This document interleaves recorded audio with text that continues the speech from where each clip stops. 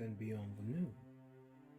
I am your narrator, and today we will be reading The Telltale Heart by Edgar Allan Poe, published 1843.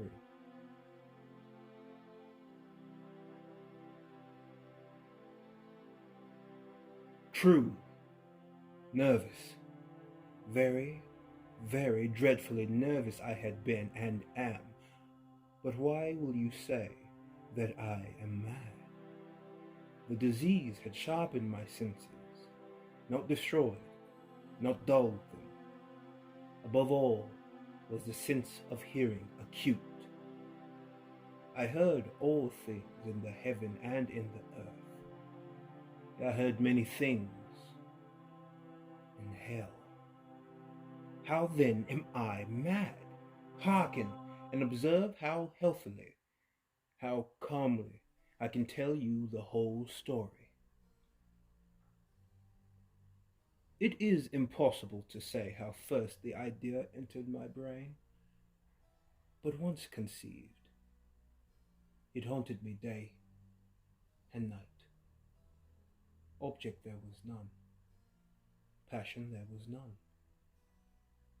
I loved the old man. He had never wronged me. He had never given me insult. For his gold I had no desire.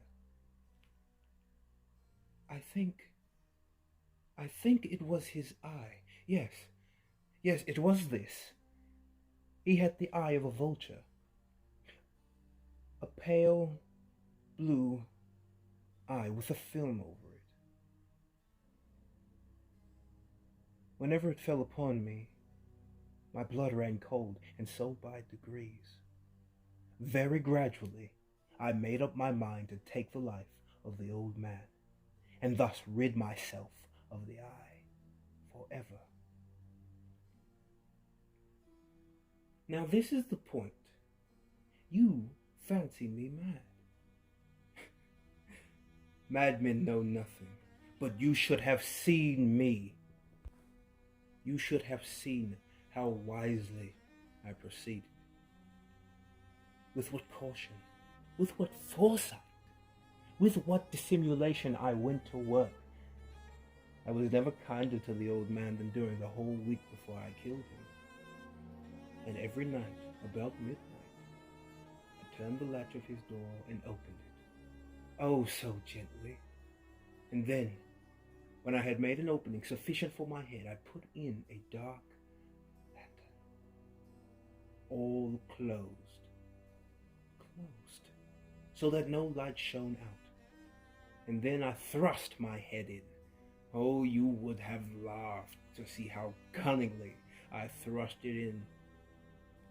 I moved it slowly, very, very slowly, so that I might not disturb the old man's sleep. It took me a whole hour to place my head within the opening so far that I could see him as he lay upon his bed. Would a madman have been so wise as this? And then, when my head was well within the room, I undid the lantern cautiously. Oh, so cautiously, for the hinges creaked. I undid it just so much that a single, thin ray fell upon the vulture eye, and this I did for 7 long nights, every night, just at midnight. But I found the eye always closed, and so it was impossible to do the work. For it was not the old man who vexed me, but his evil eye. And every morning, when the day broke, I went boldly into his chamber and spoke courageously to him, calling him by name in a hearty tone, and inquiring how he has passed the night. So you see, he would have been a very profound old man indeed to suspect that every night, just at 12, I looked in upon him while he slept.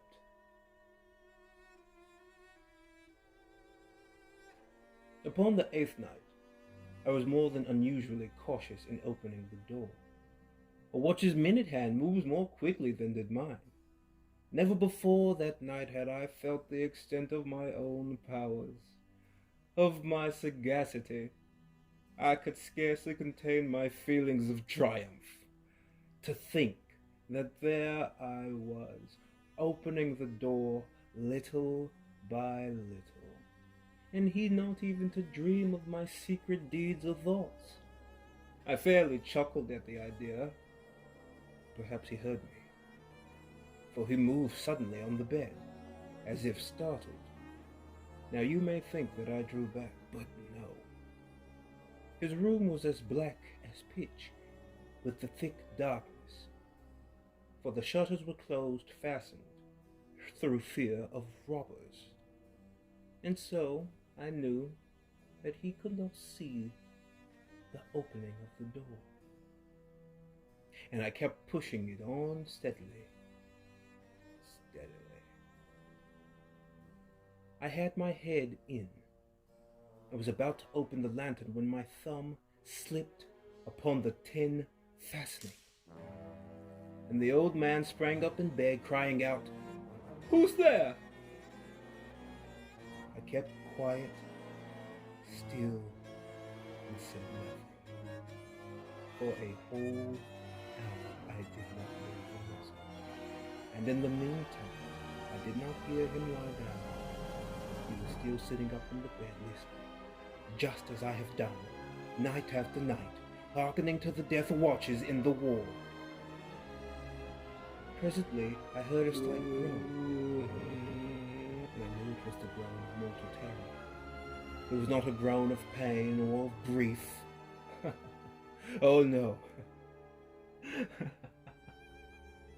It was the low, stifled sound that arises from the bottom of the soul when overcharged with awe. I knew the sound well.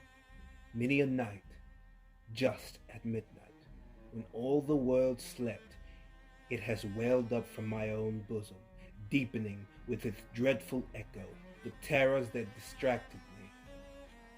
I say I knew it well. I knew what the old man felt, and pitied him, although I chuckled at heart. I knew that he had been lying awake ever since the first light noise, when he had turned in the bed.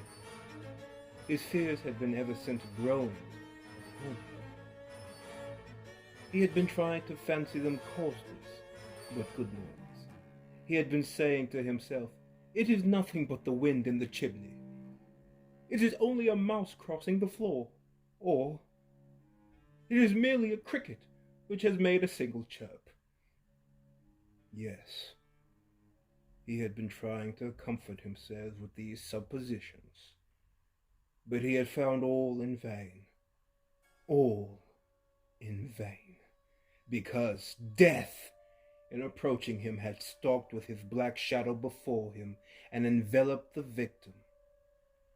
And it was this mournful influence of the unperceived shadow that caused him to feel, although he neither saw nor heard, to feel the presence of my head within the room. When I had waited a long time, very patiently, without hearing him lie down, I resolved to open a very, very little crevice in the lantern. So I opened it. You cannot imagine how stealthily, until at length a single dim ray, like the thread of the spider, shot from out the crevice and fell full upon the vulture eye. It was open, wide open, and I grew furious as I gazed upon it. I saw it with perfect distinctiveness, all a dull blue, with a hideous veil over it that chilled the very marrow in my bones. But I could see nothing else of the old man's face or person, for I had directed the ray as if by instinct, precisely upon the damned spot. And have I not told you that what you mistake for madness is but over-acuteness of the senses? Now, I say, there came a low, dull, quick sound, such as a watch makes when enveloped in cotton. I knew that sound well, too. It was the beating of the old man's heart. It increased my fury, as the beating of a drum stimulates the soldier into courage. But even yet, I refrained and kept still. I scarcely breathed. I held the lantern motionless. I tried how steadily I could to maintain the ray upon the eye. Meantime, the hellish tattoo of the heart increased. It grew quicker and quicker, and louder, every instant. The old man's terror must have been extreme. It grew louder, I say, louder, every moment. Do you mark me well? I have told you that I am nervous. So I am. And now at the dead hour of the night, amid the dreadful silence of that old house, so strange a noise as this excited me to uncontrollable terror. Yet for some minutes longer I refrained and stood still, but the beating grew louder. Louder. I thought the heart must burst, and now a new anxiety seized me. The sound would be heard by a neighbor. The old man's hour had come. With a loud yell, I threw open the lantern and leaped into the room. He shrieked once. Once only. In an instant, I dragged him to the floor and pulled the heavy bed over him. I then smiled gaily to find the deed so far done. But for many minutes, the heart beat on with a muffled sound. This, however, did not vex me. It would not be heard through the wall. At length, it ceased. The old man was dead. I removed the bed and examined the corpse. Yes, he was stone. Stone. Dead. I placed my hand upon the heart and held it there many minutes. There was no pulsation. He was stone dead. His eye would trouble me no more. If still you think me mad, you will think so no longer, when I describe the wise precautions I took for the concealment of the body. The night waned, and I worked hastily, but in silence. First of all, I dismembered the corpse. I cut off the head and the arms and the legs. I then took up 3 planks from the flooring of the chamber, and I disposed all between the scantlings. I then replaced the board so cleverly, so cunningly, that no human eye, not even his, could have detected anything wrong. There was nothing to wash out, no stain of any kind, no blood spot, whatever. I had been too wary for all that. A tub had caught all. Ha ha ha! When I had made an end of these labors, it was 4 o'clock, still dark as midnight. As the bell sounded the hour, there came a knocking at the street door. I went down to open it with a light heart, for what had I now to fear? There entered 3 men who introduced themselves with perfect suavity as officers of the police. A shriek had been heard by a neighbor during the night. Apparently suspicion of foul play had been aroused. Information had been lodged at the police office, and they, the officers, had been deputied to search the premises. I smiled. For what had I to fear? I bade the gentleman welcome. The shriek, I said, was my own in a dream. The old man, I mentioned, was absent in the country. I took my visitors all over the house. I bade them search. Search well. I led them at length to his chamber. I showed them his treasures, secure, undisturbed. In the enthusiasm of my confidence, I brought chairs into the room and desired them here to rest from their fatigues, while I myself, in the wild audacity of my perfect triumph, placed my own seat upon the very spot beneath which reposed the corpse of the old man.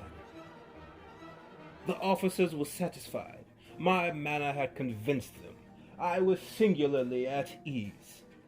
They sat, and while I answered cheerfully, they chatted of familiar things.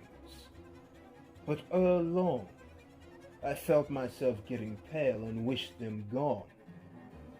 My head ached, and I fancied a ringing in my ear. But still they sat, and still chatted. The ringing became more distinct. It continued, and became more distinct. I talked more freely to get rid of the feeling, but it continued and gained definiteness, until at length I found that the noise was not within my ears. No doubt I now grew very pale, but I talked more fluently and with a heightened voice, yet the sound increased, and what could I do? It was a low, dull, quick sound, much such a sound as a watch makes when enveloped in cotton. I gasped for breath, and yet the officers heard it not. I talked more quickly, more vehemently, but the noise steadily increased. I rose and argued about trifles in a high key and with violent gesticulations, but the noise steadily increased. Why would they not be gone? I paced the floor to and fro with heavy strides, as if excited to fury by the observations of the men. But the noise steadily increased. Oh God, what could I do? I foamed, I raved, I swore. I swung the chair upon which I had been sitting and grated it upon the boards. But the noise arose over all and continually increased. It grew louder, louder, louder, and still the men chatted pleasantly and smiled. Was it possible they heard not? Almighty God, no! No! They heard! They suspected! They knew! They were making a mockery of my horror. This I thought, and this I think. But anything was better than this. This agony!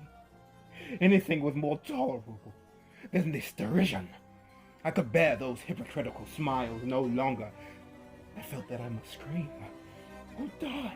And now, again, hark! Louder, louder, louder, louder! Villains! I shrieked. Dissemble no more! I admit the deed. Tear up the flanks. Here, here! It is the beating of his hideous... Thank you for watching. Return again for more stories. Have a wonderful day. Goodbye.